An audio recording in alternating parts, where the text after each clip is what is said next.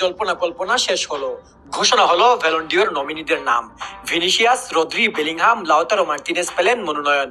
সাথে সাথে ঘোষণা দেওয়া হলো বেস্ট গোলকিপার এবং বেস্ট তরুণ প্লেয়ারেরও। তবে এসব কিছুর মধ্যে সবচেয়ে বেশি আগ্রহ ছিল ব্যালন ডিওরের নমিনি কে কে হন তা নিয়ে। ভিনিসিয়াসকে নিয়ে উচ্ছ্বসিত ছিল রিয়াল মাদ্রিদ এবং ব্রাজিল শিবির। সাথে আছেন Bellingham, Toni Kroos, Rüdiger, Fede Valverde, Dani Carvajal এবং এমবাপ্পেও। অন্যদিকে দানি ওলমো, লামিন ইয়ামাল পেয়েছেন বার্সেলোনা শিবির থেকে।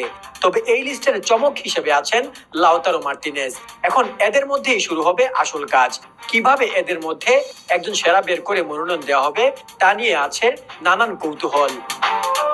তবে এখানে আক্ষেপের বিষয় হলো, শেষ 21 বছরে এই প্রথম ব্যালন ডিওরের জন্য মনোনয়ন পেলেন না লিওনেল মেসি এবং ক্রিস্টিয়ানো রোনালদোর কেউই। ব্যালন ডিওর ফুটবলারদের একটি সিজনের পুরো সময় জুড়ে ব্যক্তিগত নৈপুণ্যের জন্য দেয়া সবচেয়ে প্রাচীন পুরস্কার। ফরাসি ক্রীড়া